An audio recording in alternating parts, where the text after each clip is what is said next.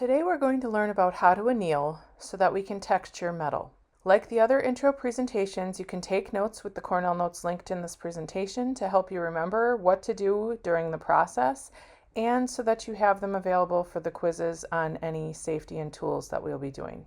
As you can see, the essential question for today is, why is annealing an important part of texturing metal? Our learning targets are: I understand the tools, techniques, and order of annealing metal to make it malleable or bendable.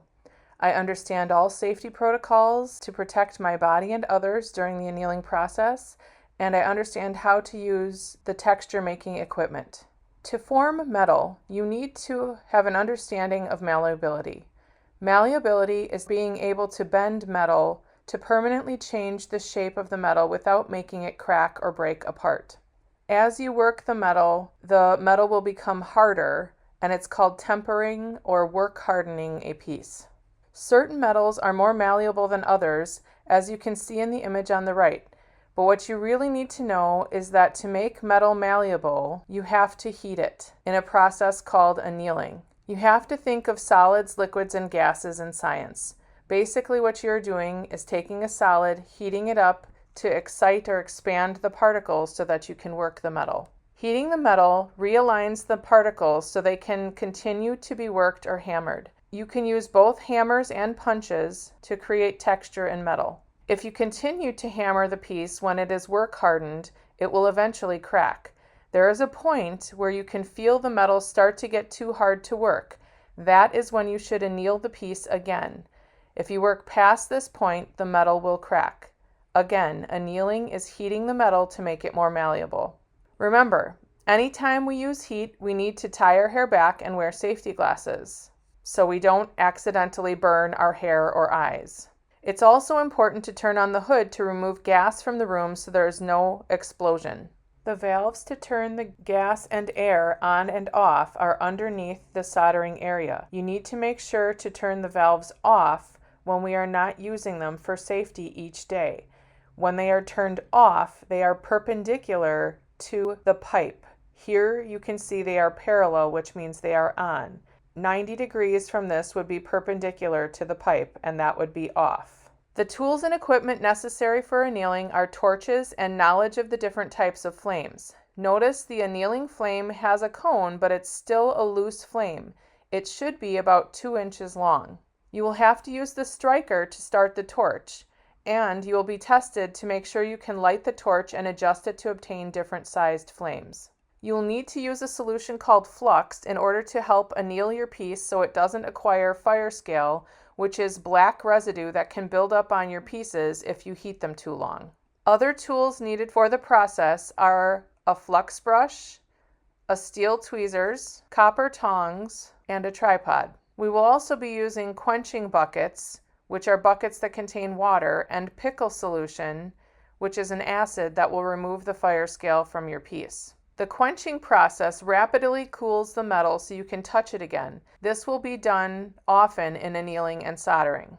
It is important to note that nickel and brass should not be quenched, as they will temper immediately and won't be able to be worked then. You will need to let nickel and brass air cool if you plan to use those as the textured part of your design.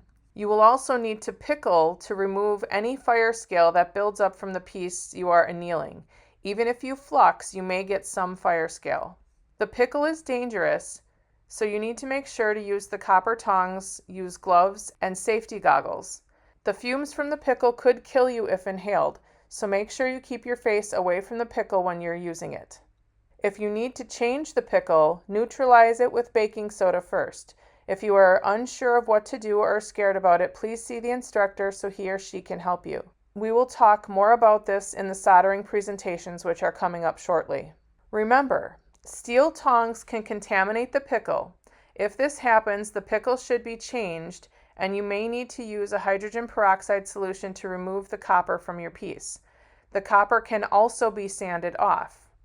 The hydrogen peroxide solution takes a little bit of effort to put together because you'll need to remake pickle and then actually make the solution in a separate container. Now we are getting into the annealing steps. As you can see, you will need to sand your piece. Here it says 220 sandpaper, but you can also skip to 320 if there are no major dents or scratches in your piece. You will have to coat your piece with flux to prevent the fire scale we just talked about. Then you would put your piece on the tripod in the soldering area. Remember your torch safety and wear safety glasses and tie your hair back. Another thing to note is that flux has silica particles in it, which turn to glass as the piece is heated. This means that you need to remove your piece from the tripod while it is still warm so it doesn't get stuck to the tripod as the glass created with the flux cools. If that happens, you may create points on the tripod that could cut others. This does sometimes happen, even though we talk about it. If it happens to you, there are bandages in the cabinets underneath the whiteboard in the classroom. They are labeled. When you light the torch, you will use a striker. We will practice this as it takes some getting used to. In order to light the torch, turn the red knob that controls the gas. Use the striker to provide a spark to light the torch. Once you have a flame, you can adjust the torch to the size flame you need or for what you are trying to do. The annealing flame is between the drying or just lit torch and a soldering flame. It has a slight inner blue cone, but it's not as pointy as a soldering flame. It should be about 2 inches and pretty loud. Just like the other tools we already learned about, the torches are turned on by turning the knobs to the left or counterclockwise to allow gas to flow. Remember the saying, righty-tighty, lefty-loosey. So you'd turn it left in order to open the valve and to the right to close the valve. The image on this slide shows using fire bricks, but we will use a tripod and wire mesh to anneal our work. It's best if you use heat from underneath your piece since heat rises. You can heat from above, but it's not as comfortable to hold the torch that way, and it takes longer if you do it on the fire brick because the fire brick absorbs the heat.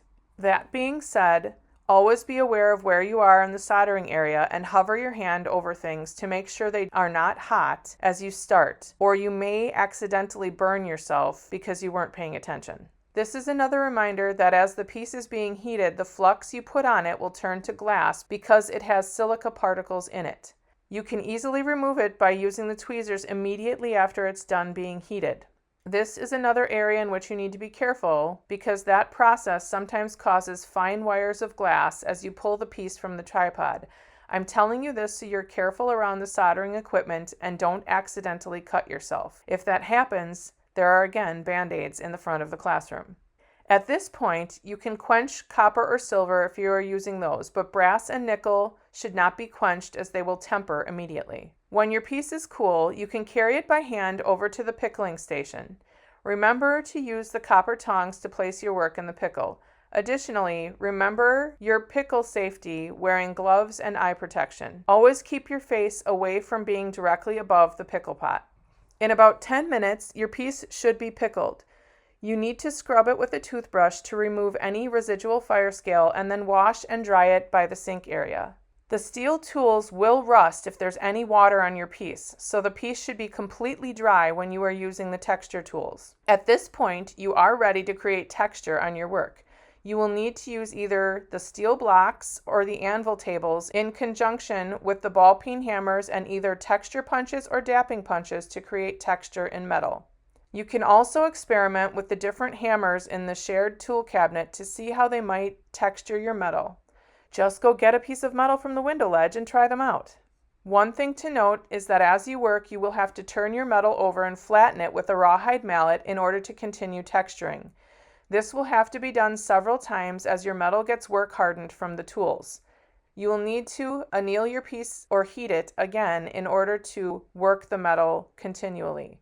This is what makes this a slower process. You may also want to wear ear protection as it will help reduce headaches that you might get from the noise. In between texturing and waiting for the pickle to remove fire scale, you can continue working on your bezel design or soldering samples depending on which group you're working in. Some other tips about creating texture are to punch in a random pattern, even with letter punches. It is very difficult to get letters to match up. It can be done with a ruler and a Sharpie and a lot of concentration, but most people are much more successful and less irritated by a random texture design. It is also important to texture your metal before you cut it from your piece. Notice in the top image, the R pushed the metal edge out. When the metal is filed to create a perfect shape, that part of the R will be removed. Beneath this, you can see different hammered textures that were created by pounding in parallel patterns. You can go randomly or in a perpendicular pattern as well. The biggest thing is keeping the texture unified in look because it will enhance how the overall jewelry piece looks at the end. A random pattern is nice, but it needs to be as tightly created as the images on the bottom right in order to look best on the final finished piece. Another tip is being careful with the anvils. If the anvils have a lot of dents in them, they will transfer to your work, making it hard or impossible to remove them later on. We can file and sand down the anvils, but it takes a lot of time, so please be careful as you are pounding so you don't end up filing and sanding the anvil as a chore later. You can also use stakes to create a form for your metal. The stakes are in the shared tool cabinets underneath the clock in the classroom on the east wall with the presentation screen. The last way you can create texture is with the rolling mill. This takes quite a bit of skill as the metal has to be almost perfect before you create the texture. Due to student error, the texture is often not pressed in deep enough and may sand out as you continue to finish your work.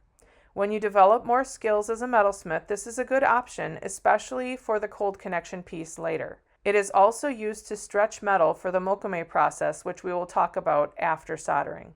You should now be able to answer the essential question, as well as go back and start designing your piece after the safety and tools Kahoot.